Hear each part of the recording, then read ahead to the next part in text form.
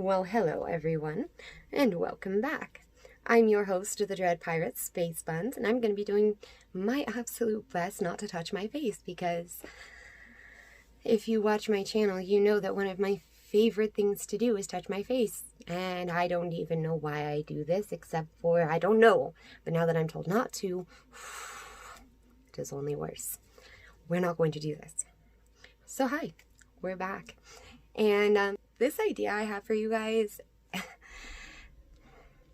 want to talk about where it came from first. First off, because it kind of seems a little bit wacky. And I mean, what do I do that isn't wacky? Let's be real with each other. I guess you all kind of expect it at this point. But the idea has been building for a little while. And it started as something completely different. And it's one of those things where I think artists don't share that process enough. And it's valuable to other artists so that other artists, me, myself included at points, know that, hey, like, you're not the only one that struggles with creation. You're not the only one that has an idea and then goes, wait a minute. And you rethink that idea and then suddenly you're on a completely different path. That's A-okay. Sometimes that redirection is the universe being like, no, this is where you need to go. This is what you need to do. And if you do this, you're going to be rewarded, baby. So here we go. Our original idea started with a book, and the book is called The 5 People That You Meet in Heaven. And I didn't check because I'm smart, but I'm pretty sure it's by Mitch Albom. And if I totally got that wrong, you all know now because it's right here. And I mean, I know now too because I edited this and obviously had to put that there. And yeah, I'm going to feel real ashamed if I go back and edited this and I was wrong, but I'm pretty sure that was his name. And anyways, I bought the book off of Google Play. And it, I don't know, I just thought it was a really interesting concept, even from the very beginning of it. It's about 5 people that you meet when you first get to heaven that in one way or another influenced your life. And there were some parts of this where I was really like, how are you getting to this? And then you read all the way through it, and with the way he has it put together, it's beautiful. But you get all the way through it, and you're like, oh my gosh, that is crazy cool. Like, what you've done here, dude. And honestly, I ended up feeling amazed by the book because I really thought that I was going to end up feeling really sad and really depressed at the end of it. And I was really worried about how my emotional state was going to be, if we're going to be a little honest with each other. And actually, that was not at all how he turned out. He wrote such a beautiful story arc, and honestly, such an uplifting, such a truthfully positive way for all of this to play out, that he really makes you feel like everything does have a reason. Like, all these little crazy coincidences, all these little things, they all amount to something. A bigger plan, a bigger thing that's so much better than all of that. And I loved that. I thought that was beautiful. I thought his ability to, it's a short story, so, I mean, I know we're all stuck inside, and you've got a lot of time. So, this one won't take you a while. I read it in like 2 days, if we're being really honest. But yeah, I loved it, and it did inspire me, and it made me think, wow, like, I'd love to do a video where you almost like, you played up this concept with characters, and you really, showed it to people, showed what that would look like. And it's not just the people that miss you, but it's those slight impacts, and the very little pieces and moments that honestly set things in motion for the rest of time and change things. It's that view of we are such a small speck, each and every one of us is us, but there are so many other specks out here. Like, to think that even just like what we do on our own controls everything. I'm sure I'm influenced by other people in various ways, and things that happen will probably influence the way my life plays out. But it was a really cool thing to think about, and all these various different things, and even to think, yes, of the impact you could have in somebody's life, in the way they'd miss you, in the way they'd think about you, in the way in the way that you would mean something to them that you never actually understood that you meant. That's what it's about. And that was beautiful. And I loved that. And so I got to thinking about it more and more because I was like, well, this video concept is not going to work. There was a video like kind of like this where a guy, he posted it to Reddit and it was on YouTube and stuff. And if you've been around a while, you've probably seen it. But he goes to heaven and has his first talk with God. And in his first talk with God, he kind of has all these flashbacks and these memories, and he starts to realize everything. He starts to realize everything that he had missed, everything that had gone wrong, all of the times that he felt a certain way, that's just not really how it was, but he was in himself in the situation and couldn't see the situation the way other people did. And it was all these really cool movements, and I was like, he already did that. So I didn't want to do that again. I didn't really want to, kind of rip off the concept, because I know it's not the same, but it's kind of close. I kind of liked the idea, but I was like, no, I need to do something better than this. And then it kind of got me thinking, and it was like, it wasn't anymore who would be there for me, but I was wondering who I might have the opportunity to be there for, because the second book in this series is about him having the opportunity to be there for someone else. Really beautiful, really amazing. Yeah, so it got me thinking, who would I be there for? And when you think about something, I think in that perspective, at least for me, it really made me think, well, who changed my life? Who would I have a message for to say, like, you were more than you thought. You did more than you knew. And it got me thinking about this whole idea of people that changed my life. And so I guess now we'll get into the really good stuff, which is the people that I feel like changed my life. And we're going to start with one person. And if you know me, don't feel hurt. There are a lot of people, and really I'm trying to share people that I feel like on a massive scale might be relatable and might have given me a message that somebody else could use. So I'm doing my best here. Nobody get mad at me. But anyways. So our first person is going to be lovingly nicknamed Coach F. He was an awesome human. I adore him. If I ever saw him again, I would seriously thank him for helping me be the person I am. Coach F was originally my track coach, and it was 6th grade.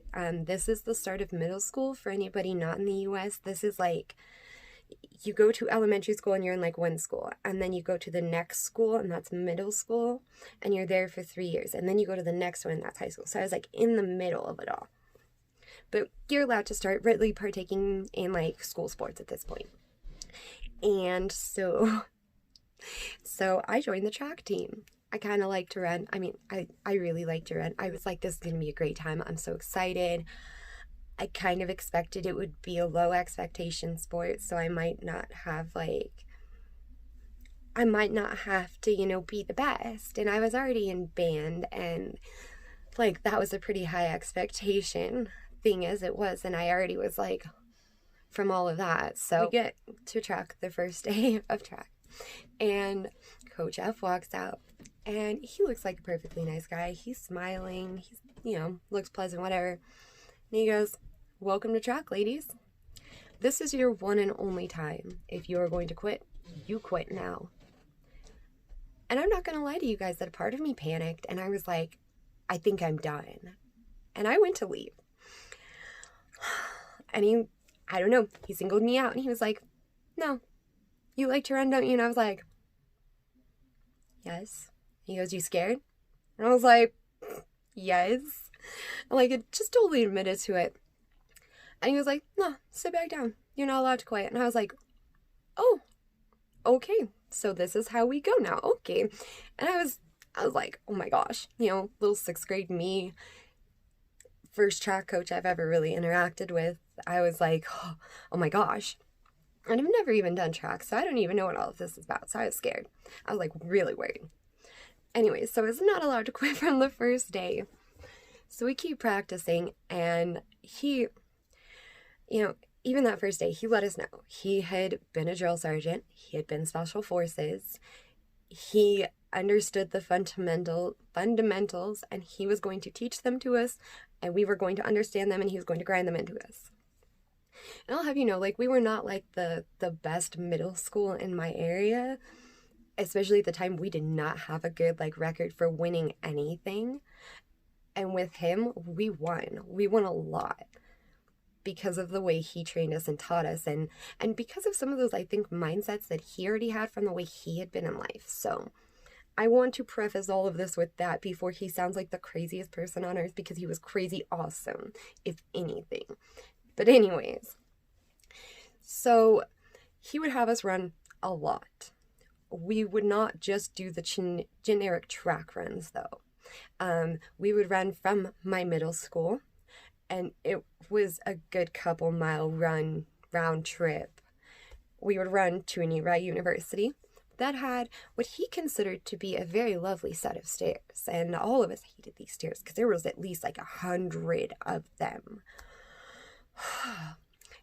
So you'd run from your middle school to this university, and then you'd run the stairs, and we'd do 20 plus laps of stairs before we were allowed to run back. And if people were taking too long and you finished first, you ran laps until the others finished. And at first I was like, this is horrible. I hate you. This is mean. Again, still will not let me quit. And so I was like, why? I'm like freaking out. And so at first I was doing everything I could to be like, no, don't notice me. Don't pay attention to me. I am invisible. Trying to run off with other people so that I could only half run.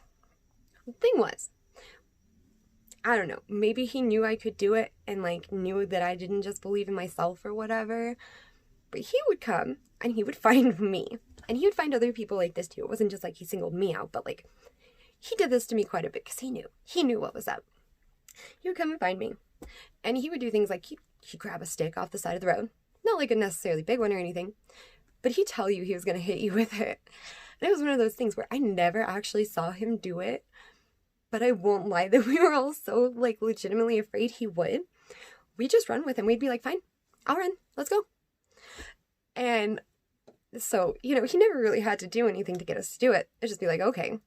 If you were being particularly a pain in the butt, he would run up next to you and he'd be like, let's run together. And he'd make you run at his pace. And there were some things that he did teach me that he really, really did like, oh gosh, he did help me learn how to run properly. He taught me proper form of running, because no matter how much my brain wanted to recorrect to doing something stupid, Coach F was there to be like, no, you can do it right. I know you can. And I will like to say that by the next 2 years of middle school, I got placed in like state track meets. I did really, really good in track, and I competed in like a ton of events that I never thought I could, just because of this one coach's encouragement and the way that, yeah, I'm not gonna lie to you, as a kid, I thought he was a meanie. I thought he sucked. I was like, bro, why are you doing this to us? This is not fair. I don't want to run like this. I am a child. Do you not understand? Child. But at the same time, when 8th grade came around and I took 10th place in the state track meet for the mile, I felt really cool about myself all of a sudden, because it was like, that was awesome. And yes, the ADHD did hurt me in that. I was doing really, really good until I lost my focus and started singing along to, I think, the Backstreet Boys. And then I just fell behind because I started jogging instead of running. But anyways, it wasn't bad for me. And like, so he pushed me. He was one of those people that told us that no matter what, you could do more than you thought you could do. You could do more than you told yourself you could do. And if you simply told yourself in your brain that you could do it, you were gonna do it. And it was crazy because he was one of the first people to ever really hit that home and really be like hardcore, like, no, you believe and you do. And all of a sudden, I found myself doing that a lot. And I found myself adapting to that. And yeah, it did take me into adulthood to really be like, wow, Coach F, you were right. Like, wow. But I'll have you know that this is not the last interaction I had with Coach F, because when I went to high school, freshman, whatever, everything's fine. Sophomore year, somehow, he ends up coaching the football team at my high school. And I was like, no.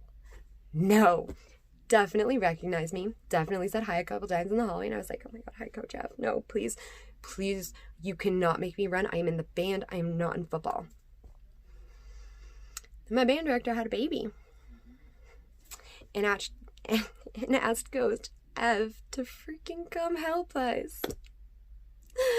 So yes, I was not only singled out and made the example of and told that I knew him very well and I knew how punishing he could be, and that if they really wanted to push it, they could come ask me how terrible he was. And I was like, okay.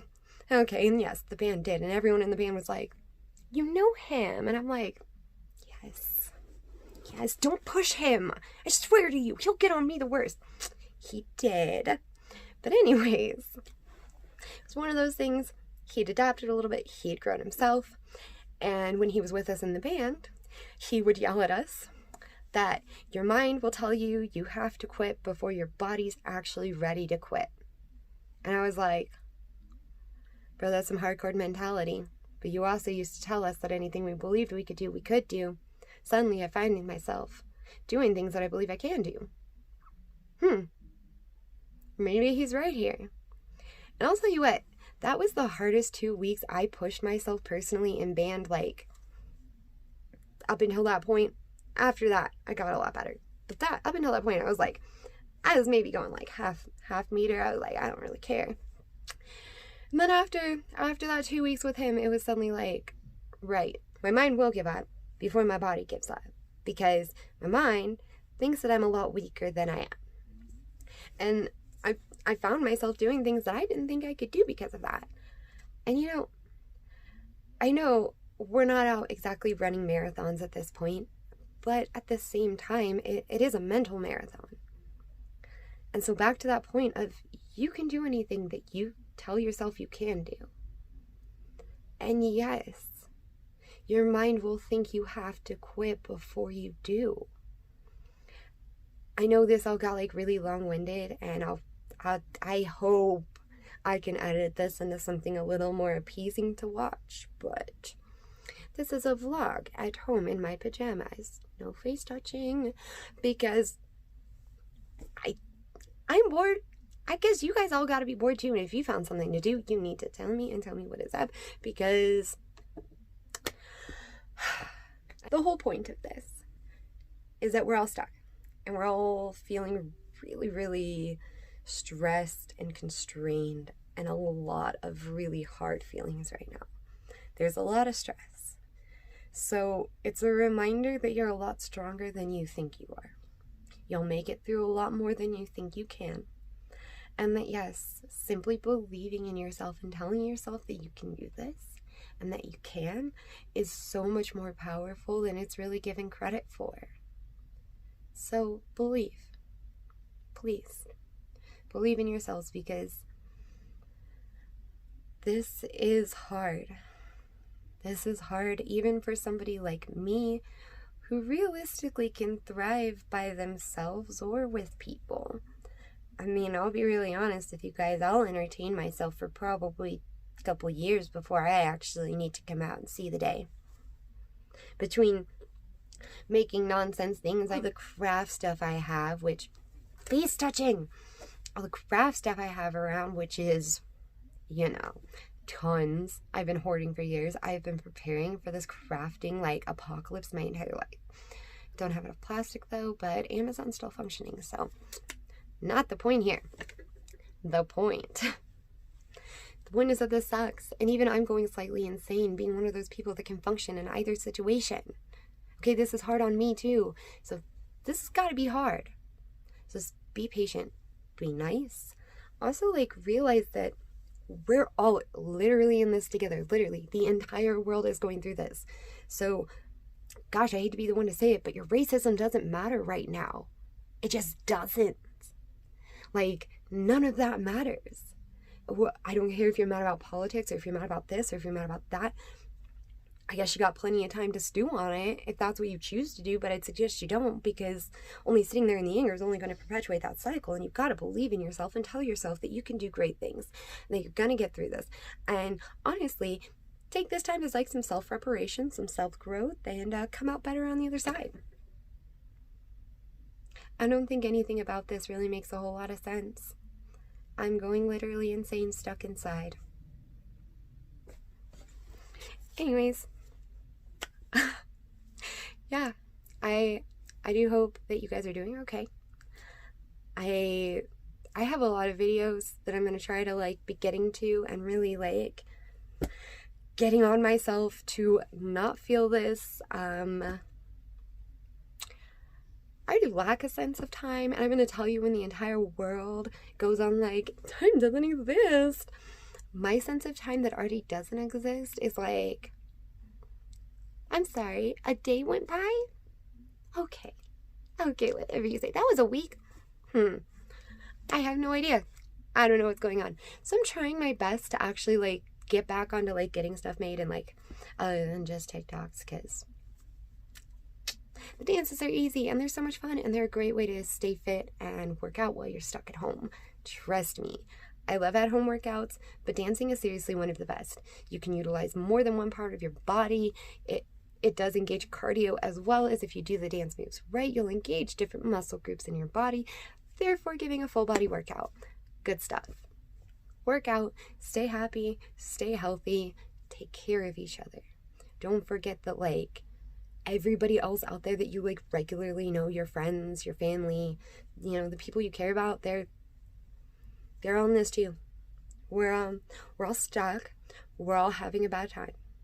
Just be there for each other. Care for each other. Do what you can for each other. Honestly.